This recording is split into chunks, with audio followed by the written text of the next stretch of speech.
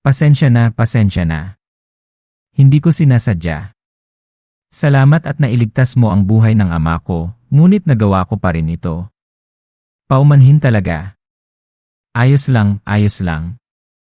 Kasalanan ko rin, hindi ko nakontrol ang posisyon ko. Hindi kita masisisi, senior sister. At saka, ligtas tayong nakapasok, ngunit baka sa Jade Garden, mas marami pa ang problema. Ang mga tauhan ng Yangwei Escort Agency ay walang formation talent tulad ni Junior Brother Ye. Para mabuksan nila ang sacrificial altar, kailangan nilang maghain. Kaya gagamitin nila ang pakikipagsapalaran para akitin ang lahat. Buti na lang at maswerte tayo kaya ganito ang nangyari. Hindi ko akalaing magpapadala sila ng Peak Martial Grandmaster na nagtatago ng kanyang martial Dao intent. Kung hindi ko inilabas ang lakas ng aking bloodline para sirain ang pressure, baka napatay na nila tayo. Kasalanan ko dahil sa akin kaya napahamak ang mga junior brother. Hindi ko akalaing makakaharap ko sila at hindi ko ring akalaing maglalakas loob silang gawin ito. Basta maipadala ko ang impormasyon tungkol sa background ng Elig, ayos lang kahit mamatay ako. Hindi nila tayo matutunton. Umalis na tayo, malapit na ang mga yon. Mayroon silang Peak Martial Grandmaster, isang Martial Master, at 10 martial artists. Kung maharap natin sila ulit, tiyak na hindi tayo mananalo.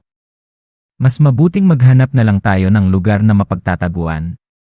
Ang lugar na ito ay hindi mas mabuti kaysa sa labas. Kahit saan ay may ambush formations. Kung naglakas loob silang pumasok dito, baka manatili na sila rito magpakailanman. Gusto niyang patayin ang grupo ng mga tao na yon, pati na rin ang Peak Martial Grandmaster. Ang gaan ng kanyang tono, sobrang confident niya. Tara, pumunta tayo sa kabilang panig. Junior Brother Ye, marami tayong pwedeng pagpilian, bakit kailangan pa nating dumaan sa rutang ito?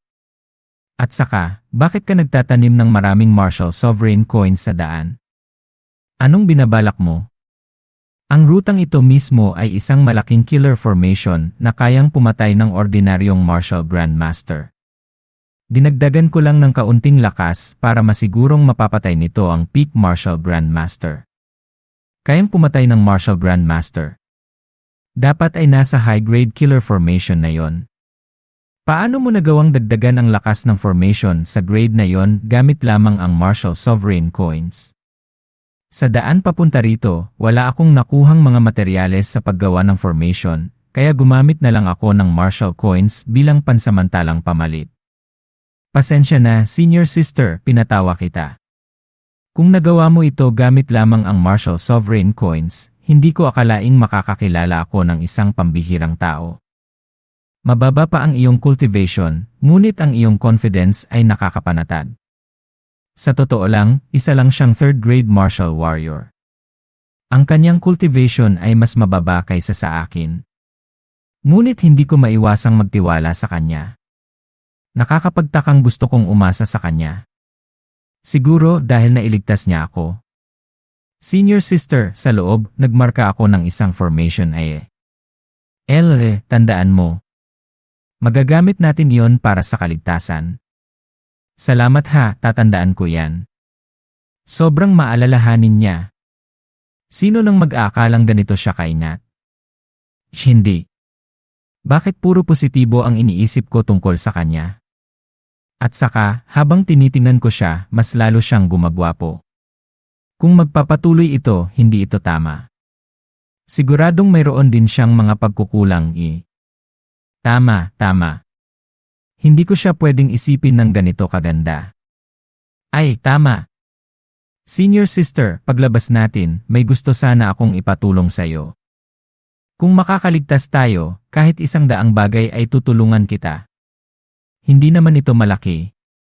Sa harap ng ibang mga Jade Maidens, gusto kong magpanggap na minamanyak kita. Ano? Bakit napakabastos mo? Isa pa, hindi pa tayo masyadong magkakilala. Kaibigan lang tayo sa gitna ng kaguluhan, kaya hindi ito naangkop. Kahit baliktarin mo man, ako dapat ang unang magsabi ng ganyan. Ha? Ang ibig sabihin mo? Wala namang ganyan sa quest completion bonus, hindi ba? Senior sister, kung sobra sa'yo yon, magpapanggap na lang akong aksidente. Quest completion bonus? Ano ba yan? Mukhang sobra akong nag-isip. Nahanap ko na ang dalawang asong iyon. Scene Transition, Chapter 217, Supreme Divine Art, Kissing Tongue helps catalyze formation, kayo nga talaga ang hinahanap ko. Sa huling pagkakataon, nakatakas kayo. Ngayon, hindi na kayo makakatakas. Anong nangyayari dito? Aray! Young Master, umatras ka. May kakaiba sa lugar na ito. Anong nangyayari? Ang mga puno ay gumagalaw, at ang kanilang atake ay katumbas ng atake ng isang martial master. Ano? Nasa malalim na kagubatan tayo. Bawat dahon, bawat puno, ay may lakas ng isang martial master. Kahit ako ay hindi makakalaban. Ang mga sanga ng puno ay mayroon ding mga runes na nagpapakita at nagtatago.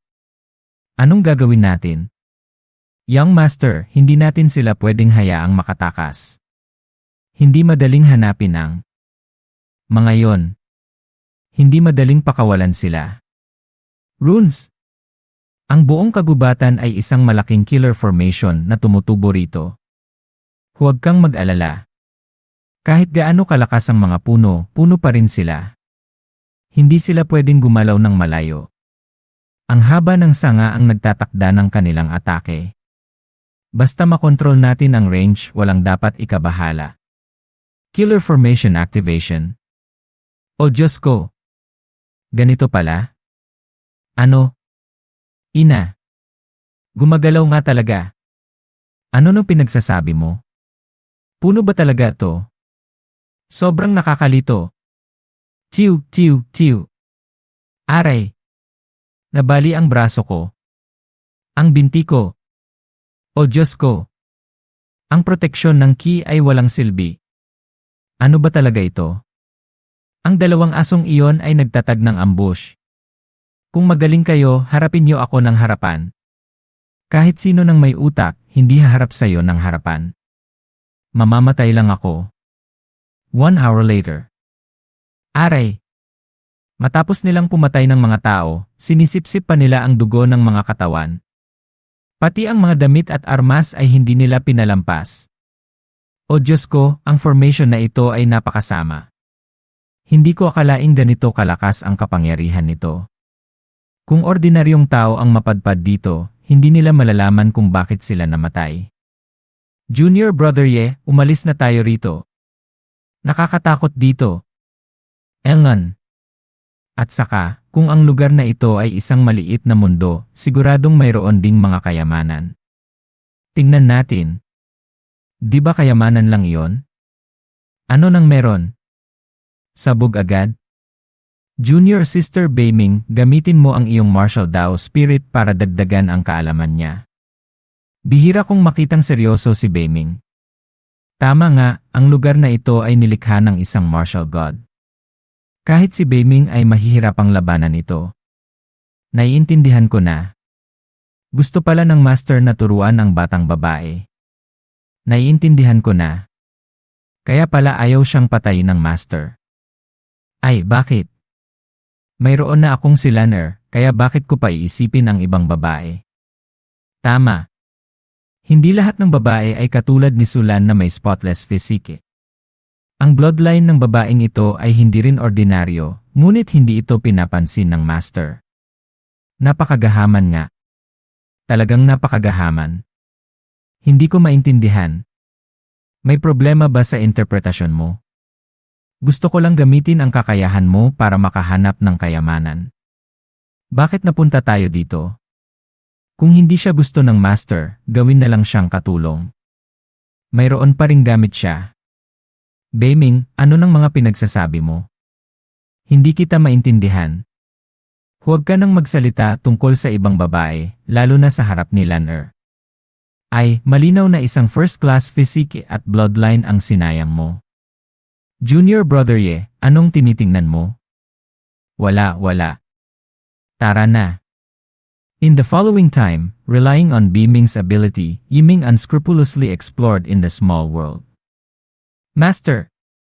Master, sa punong iyon ay may peach. Kapag kinain, maaari itong mag-engrave ng mga runes sa iyong katawan na nagpapalakas sa iyong pisikal na katawan. Iyan ay isang magandang bagay. Ito ay isang money-shaking tree. Money-shaking tree. Basta i-shake mo, may mahuhulog na third grade talisman coins. Pwede itong ipalit sa Marshall Sovereign coins.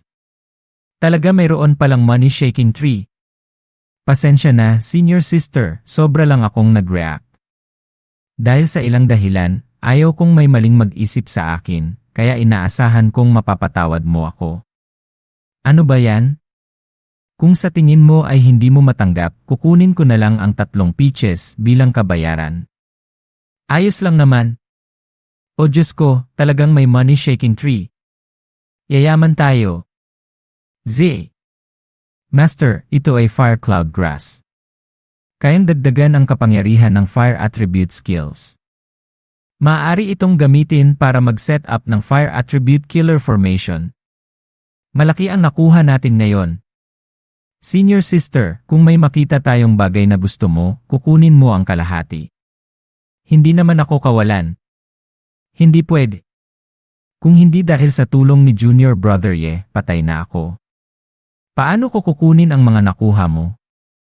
Ayos lang, ayos lang. Kukunin mo rin ang kalahati. At saka, paglabas natin, kakansawan pa rin kita bilang kabayaran. Pero hindi ako basta-bastang babae. Kung dahil sa gratitude, handa akong isuko ang aking reputasyon. Ngunit kung gusto mo lang makipagtransaksyon, humanap ka na lang ng iba. Senior sister, mali ang intindi mo. Wala akong Pero hindi mo alam ang value ng mga peaches na ito, kaya ipinamimigay mo lang ng ganun kadali. Sobrang sulit ito. Ay, wala rin naman akong kakulangan sa pera. Nagpapalakas lang naman yan ng katawan. Magkano ba ang value niyan? Naaalala ko, sa isang auction, ang peach na kasing laki lang ng 3 kapat ng ganito ay naibenta sa halagang 30,000 sovereign coins. 3 milyong sovereign coins.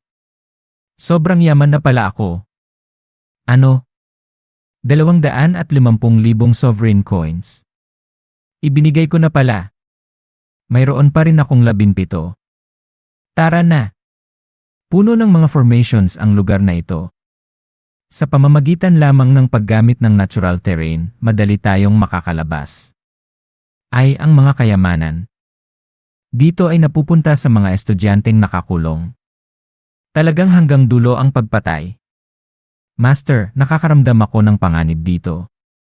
Mas mabuting umalis na tayo. Ganoon din ang nararamdaman ko. Kamamatay lang niyang Fui. Siguro hindi pa nakakareact ang Yang Wei Escort Agency. Kapag napansin nilang may mali, pupunta sila rito para ubusin tayo. Ngunit ang lugar na ito ay nasa sentro ng Demon Beast Forest. Kung maglalakad lang tayo ng basta-basta, malaki ang posibilidad na mapunta tayo sa teritoryo ng high-level Demon Beasts. Dumating tayo rito sakay ng flying boat, paano tayo makakabalik ngayon? Master, maswerte ka talaga. Malapit lang dito ang old friend ko. Sinisigurado kong ipinaalam ko na sa kanya. Old friend? Ano ang pressure na ito? Anong nangyayari? Old friend, matagal na tayong hindi nagkita. Lagi kang nakakakita ng mga taong nakakatulong sa'yo. Huwag kang mag-alala. Mayroon akong spirit beast na si Mystic Eyes. 8th-level Demon Beast. Mystic Eyes Beast. Ang existence ng Martial Saint. What the heck? Anong nangyayari dito? Don't be afraid, miss. Hindi lahat ng demon beasts ay umaatake sa mga tao nang walang dahilan. At saka, malapit na akong mag-breakthrough to the 8th level. Sa ngayon, nasa peak lang ako ng 7th level. Katumbas yan ng peak martial grandmaster ng lahi nyo. Peak naging baliw. Yiming, matagal na tayong hindi nagkita. Ang lakas ng katawan mo ay lumalakas pa rin. Balang araw, magiging malakas ka rin. Brother Mystic Eyes, sinobrahan mo na. Ikinalulungkot kong nagpadala ako ng mensahe sa'yo. Ano bang nangyayari? Nakakulong ako sa Demon Beast Forest. Kailangan ko ang tulong mo para makalabas. Narinig kong malapit ka ng mag-breakthrough, kaya ibinigay ko sa iyo ang pill na ito. Master, ang plano na ito ay napakaganda. Ang mga high-level demon beasts ay may intelligence, ngunit napaka-straightforward. Kung tatanggapin niya ito, malaki ang utang na loob niya sa iyo. Kung hindi, ito ay maliit na bagay lang. Kahit na bihira ang pill, hindi naman ito mahirap bilhin. Bakit siya mag-aalala? Brother Mystic Eyes, hindi ba kulang ang pera? Alam mo, ang pag-cultivate ng Mystic Eyes Beast ay mas mahirap kaysa sa tao. Maliban na lang kung magiging tao sila, hindi sila makakabili ng pills para mag-breakthrough. Kung may Mystic Eyes Beast na pupunta sa lugar ng mga tao para bumili ng pills, siguradong papaligiran siya ng mga tao. Yiming, kahit hindi ako tao, alam ko kung gaano kahalaga ang bagay na ito. Talaga bang ibibigay mo ito sa akin? Tinatanggap ko ang regalo mo. Ito ang Beast Seal ng Mystic Eyes Beast. Sa pamamagitan nito, maaari mo akong tawagan. Hindi alintana kung nasaan ako o ano ang ginagawa ko, tutulungan kita.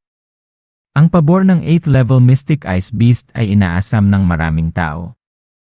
Habang tumatagal akong kasama siya, mas nagugulat ako sa kanya. Kung may nangyari, gumamit ka ng hand seal para hanapin ako. Okay, Brother Mystic Eyes. Junior brother, hindi ko akalaing ibibigay mo ang pills na yon. Sobrang mahalaga ang mga yon. Kahit kayang lumikha ng pill ang isang martial saint, hindi ako papayag. Sa mundo na ito, ang malalakas ang kumakain ng mahihina. Kahit gaano ka katalino, darating ang oras na manghihina ka. Kung wala kang mga kaibigan, paano mo mapoprotektahan ang iyong sarili? Naiintindihan ko. Ngunit ibinigay ko na rin ang regalo. Hindi kaya pwedeng banggitin ko na ipapalit ko na lang sa'yo. Kahit ako, hindi ko kayang isuko. Senior sister, huwag mo akong purihin. Unahin mo na lang ang sarili mo. Dapat mo na akong tulungan na tapusin ang deal na yan. Hayaan mo muna akong maghanda. The next day, at the academy, Minyu brought back the news of the students who were injured and the death of the sacrifice at the sacrificial altar. The vice president was furious. He ordered 4 martial sovereigns to kill the Yang Wei escort agency. Anyone from martial artists to martial masters was killed within half an hour. The Yang Wei escort agency was wiped out. Even the 2 large bronze families behind the Yang Wei escort agency were removed. Mabilis na kumalat ang mga balita sa buong Heavenly City. Maraming bersyon ang lumabas. Alam mo ba? Pinatay ng Vice President ang Yang Wei escort agency. Narinig ko dahil pinagalitan ng Young Master ang Vice President. Ang lakas ng loob niya para gawin iyon. Sa tingin ko, nakita niya ang Vice President na nakasuot ng Yi. Yili, sinisiraan niyo lang ang pangalan ng Vice President. Narinig ko rin ang ibang kwento. Narinig ko na gumanon ka. Scene transition, the familiar dog-licking plot starts again. Sa wakas, nag-breakthrough na rin ako. Sa wakas ay nasira ko na rin ang limitasyon sa aking bloodline. Isa na akong martial master. Maraming salamat sa iyo, Lauda. Naiintindihan ko ang lahat, pero ano nang nangyari sa buhok mo? Hindi kita nakilala. Hindi ko rin alam. Nung nag-breakthrough ako, biglang may lumabas na balahibo. Naging ganito ang buhok ko. Sa totoo lang. Nararamdaman ko na naging mas gwapo ako. Kung hindi mo gusto, ahitin ko na lang. Hindi na kailangan. Ayos lang iyan. Lauda, tingnan mo. Hindi ba yon si Minyu? Kinausap mo na ba? Hindi pa. Sandali lang, papakilala ko sa iyo ang aking galing. Scene transition, the female lead looks exactly like the characters from the previous books. Tignan mo iyan. Hindi ba yon si Mingren na naka-purple? Ha? Ganoon ba?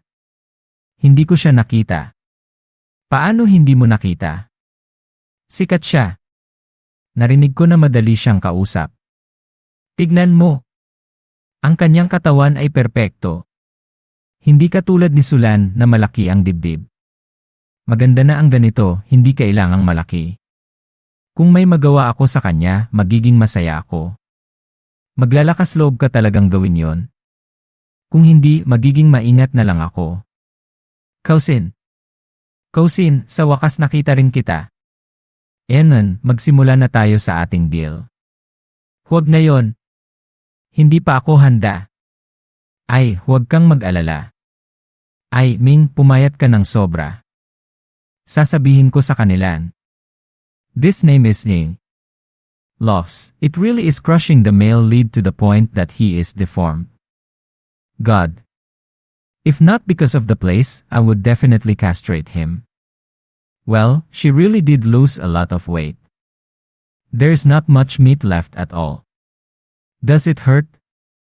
Can't you be a little more gentle? It's because I haven't had chance to nibble on you in so long that I got a bit excited for a moment. I'll pay attention next time. It really is good to have new things and forget about the old. Let's go to the Supreme Building to play, and then replenish it for you, how about that? Indeed, as expected of Lauda what I could only yearn for, you directly did it admire. You were even able to hug her in front of everyone. Not bad, not bad. You did a good job. Hey, it seems like you didn't think I would complete the deal to begin with. If not, better would she slap you with a check. Actually, completing the deal is just a formality. Even if you fail, the Indian Union will not reject you. The reason why I made the deal so important at the beginning was just to see if you were serious or not. Oh and my God! Sa wakas, naglaban ang senior sister at ang leader ng Black Dragon Squad at nasaktan siya. Salamat sa ginawa ng senior sister na tamaan kita. Ano ba yan? Ano man yon, trabaho mo pa rin yon. At isa pa, matagal ko nang gustong pagtripan ang lalaking yon. Ang sarap makipaglaban sa kanya. Mas malala pa ang sugat niya kaysa sa akin. Hanggang kailan mo pa ako hihintayin? Dapat bumalik ka na sa Yin Yang sect. Ano ba iyang Yin Yang sect? Ay naku, limitado ang pasensya ko. Kung hindi nakialam ang ama ko, alam mo na ang mangyayari. Chen Wei, wala ka bang kahiyan? Huwag kang magsinungaling. Sa tingin mo, karapat-dapat ka kay Qianqian. Ito ang East Qi Academy, hindi ang Yin Yang sect. Yin Yang sect. Siguro nga Yin Yang sect yon. Sigurado akong hindi yon Yin Yang sect. Sa tingin ko lang. Hayaan niyo akong magpaliwanag. Murong si Qiao, problema ko ito, hindi sayo. Pagkatapos mong iligtas ang pamilya ni Qianqian, umalis ka na lang. Senior sister, anong nangyayari? Nakagawa ng paglabag sa patakaran ang kapatid ni Qianqian at ikinulong. Baka maparusahan siya. Ang ama ni Chen Wei, isang elder, ay gumamit ng kanyang kapangyarihan para sagipin ang kapatid ni Qianqian, pero kailangan munang pakasalan ni Qianqian si Chen Wei. Bakit kailangang gumawa ng ganoon si Tia? Nakapagnakaw ang lalaking yon ng mga kayamanan mula sa sekta. Ano? Nagnakaw siya ng mga kayamanan mula sa sekta. Nagnakaw siya ng Tuyin Celestial Artifact. Yung artepakto na yon ay para sa paghahanap ng kayamanan. Napakahalaga nun. Hindi yon mabibili ng kahit anong pera. Ang tinatawag na Tuyin Celestial ay ang lugar na sinasakop ng Yin Yang sect. Sa labas ng Chanyuan Continent, mayroong maraming maliliit na mundo. Ang bawat lugar ay may maraming yaman na makakatulong sa sekta na maging mas malakas. Kung nakawan nila ng gamit ang Tuyin Celestial noon, hindi naman malaking problema yon. Ngunit 5 taon na ang nakalilipas, lumitaw ang isang nakakatakot na monster sa Tuyin Celestial. Pinatay nito ang lahat ng disipulo roon. Ang monster na yon ay may kapangyarihan ng martial god at sinakop ang Tuyin Celestial. Kaya nagiging delikado ang lugar na yon. Ang monster na yon ay maaaring kayang kontrolin. Kung bumalik ang master sa Yin Yang sect, pupunta ako sa Tuyin Celestial. Maaari kong ituro sa master ang paraan para kontrolin ang mga insekto at mamuno roon. Sobrang high-tech naman. Sige, susundin ko ang gusto mo. Kian, may utang ba sa'yo ang lalaking yon? Bakit ayaw mong sumama sa akin? Mayroon ka na palang ibang lalaki. Ang babaw ng paningin mo. Maliban sa itsura niya, wala siyang mas mahusay sa akin. Umalis ka na bago kita gawing inutil. Depende sa'yo. Murong Suikiao, matapang ka para protektahan siya. Huwag mong kalimutan ang kalagayan mo ngayon. Bukod sa akin, walang makakapagligtas. Sa kapatid mo. Walang kinalaman sa kanya ito. Kahit protektahan niya ako, anong pakialam mo? Ayon sa mga tuntunin ng sekta, papatayin ka 3 taon mula ngayon. Kaya ngayon, hahanapin ko ang kayamanan. Kung mamamatay ako sa Tuyin Celestial, kapalaran ko na yon. Chen Wei, wala tayong kahit anong relasyon. CJ. Kung gusto mong mamatay, sige. Tutulungan kitang maghanap sa katawan mo para sa kabaong, sa oras na maging pataba ka na, hindi ka na makakatakas. Senior sister, paano ako makakatulong sa sitwasyong ito? Kailangan dito ang Martial Sovereign. Kung magpunta ang Master, wala rin siyang laban. Kung pumunta ang Ancestor, baka hindi siya magawa. Kahit pumayag siya, hindi naman ganoon kalapit ang relasyon niyo ni Kian. Hindi rin madaling humingi ng tulong. Ano ba yan, ang gulo-gulo na? Ano man ang mangyari sa Tuyin Celestial, pupunta pa rin ako roon. Sa oras na yon, huhuliin ko ang kamay ni Tia. Sa paningin ko, mga lalaki kayong walang respeto. Dahil sa'yo, binabaliwala mo ang aking kalagayan. Abala kayong naghahanap sa akin, inaakala na malinis ang puso ko. Inabanduna ang lahat ng sakit para maging alalay nyo. At ano naman ako? Hinihipo-hipo nyo ako sa harap ng lahat. Malandi na pala talaga ako. Dapat na akong tinapos ng mga kalalakihang iyon. Ngayon, ipapakita ko sa iyo ang resulta ng panloloko sa amin. Siguro magagapi kayo niya. Malakas siya. Siya ang kamag-anak ko, kaya normal lang na maging malapit kami. Ano man ang kalagayan niya, walang pakialam sa inyo. Tama. Yung tinatawag na half-year na panliligaw na yon ay walang kwenta. Sa simula pa lang, voluntaryo lang ang lahat. Huwag kang magpanggap na walang kasalanan. Sige, kahit malapit ka sa iba, okay lang. Pero bakit kayiming pa? Sa kamay ng lalaking yon kaya tayo napahamak. Sa'yo kami bumagsak sa kamay ng Yin-Yang Union. Kailangan niyong bayaran ang lahat gamit ang inyong katawan. Mag-ingat kayo. Malakas siya. Mukhang lalaban na ako at gagamitin ang secret method para tumakas. Junior brother. Bakit ka nandito? Napadaan lang ako rito at nakita ko ang nangyayari. Wala ito. Si Iming ang may kasalanan.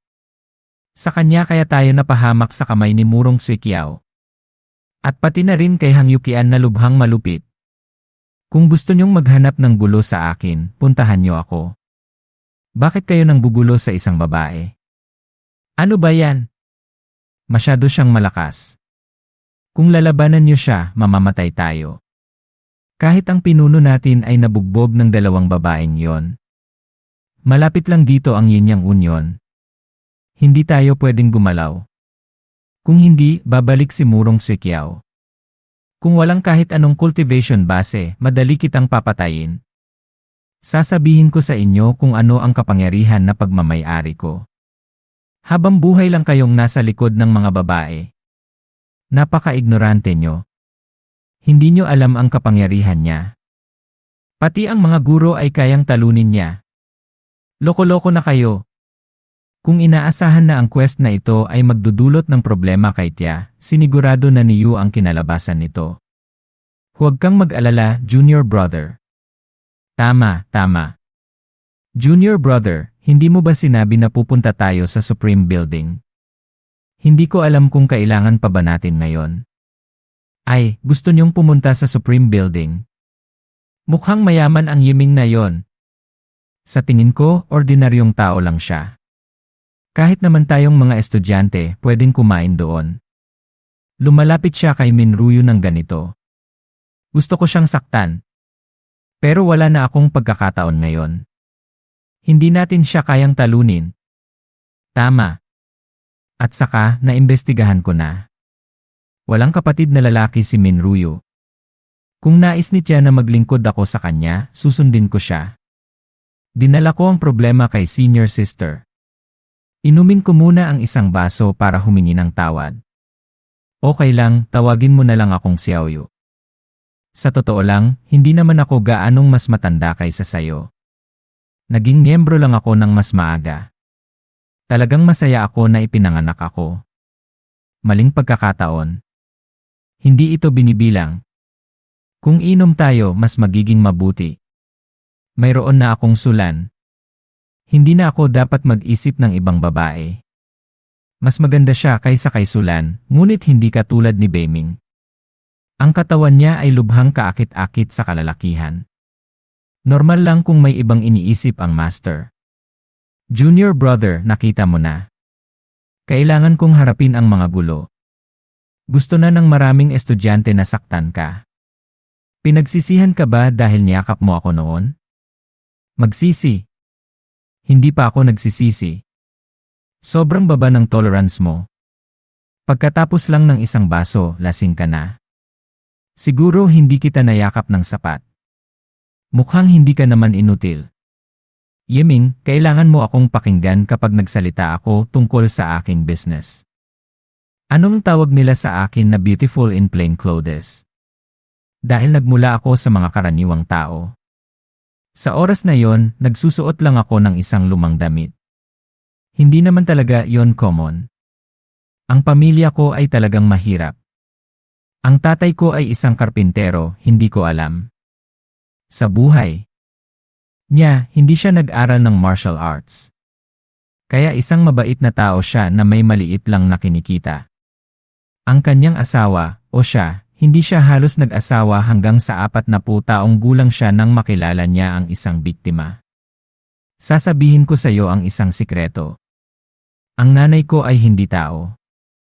Scene transition. Chapter 223, Mother is Celestial Fox, ano? Nanay siya ng Celestial Fox. Beiming, number 6 ka sa Demon Beast list. Ang Celestial Nine-Tailed Fox ay talagang kayang pumatay ng mga Diyos. Pero nakatira ka ng maginhawa. Hindi siya nagkulang sa pera kaya nagsusuot ng lumang damit sa school. Sobrang tagal na nangyari iyon. Sinilang niya ako at iniwan kaagad ako. Hindi ko siya nakita. Kahit ang tatay ko ay nakasama lang siya sa loob ng 1 taon. Masyado ba akong makasarili? Hanggang sa paglaki ko, tinanong ko ang tatay ko kung bakit niya ako iniwan. Sabi niya niligtas niya ang isang nasugatan na fox. Yung fox na yon ay napakaganda at kaibig-ibig. Nagkataon, yun ang nanay ko. Pagkalipas ng 46 taon, napakalakas na ng nanay ko. Ginawa niya ang lahat para magpasalamat sa tatay ko. Kaya nagpakasal siya sa tatay ko at sinilang ako. Sobrang iresponsable niya. Pagkatapos magpasalamat, umalis siya. Binabayaan niya ako sa kapalaran ko. Wala siyang pagmamahal ng isang nanay. Bakit hindi niya ako bisitahin? Talaga naman. Nakakaawa ka naman. Maniwala ka sa akin, may reason siya para gawin yon. Isang bagay na nangyari 40 years ago. Binabalik niya ang utang na loob niya. Bakit walang pakialam ang dugo? Dati rin akong nasugatan. Wala akong choice. Wala ring choice ang nanay ko kundi takasan ako mula sa pamilya. Pero namatay pa rin siya. Kung buhay pa sana sila, gagawin ko silang proud. Para siyang ako. Napakasama ng swerte. Pagkaalis ng nanay ko, mahal na mahal ako ng tatay ko. Nagtrabaho siya ng husto para bilhan ako ng magagandang damit. Pagkatapos kong maging 10 taong gulang, sinasabi ng mga tao na maganda ako. Kasabay nito, maraming lalaki ang gustong gawin akong asawa. Para maprotektahan ang buhay ko, pinatay ng tatay ko ang mga yon. Ginawa niya ang lahat para protektahan ako. Sa huli, 1 tao lang siya. Hindi pa siya nag-aaral ng martial arts. 5 taon na ako noon na 13 taong gulang, noong protektahan ako ng tatay ko. Pinatay niya ang lahat sa paligid ko. Mabuti. Sobrang ganda ng istorya. Pagkatapos ng libing, umalis ako. Gusto kong maglakbay sa mundo. Para protektahan ko ang sarili ko, binabago ko ang itsura ko. Isang araw, narinig kong tinitingnan ng East Key Academy ang swerte ng lahat. Hindi ako umasa, kaya narito ako ngayon. Dahil lumaki ako ng mahirap, kaya mayroon akong palayaw na beautiful in plain clothes. Mahirap isipin na ang isang 13 taong gulang ay nakatira sa mundo. Pero malayo na yon. Ngayon, isa ka nang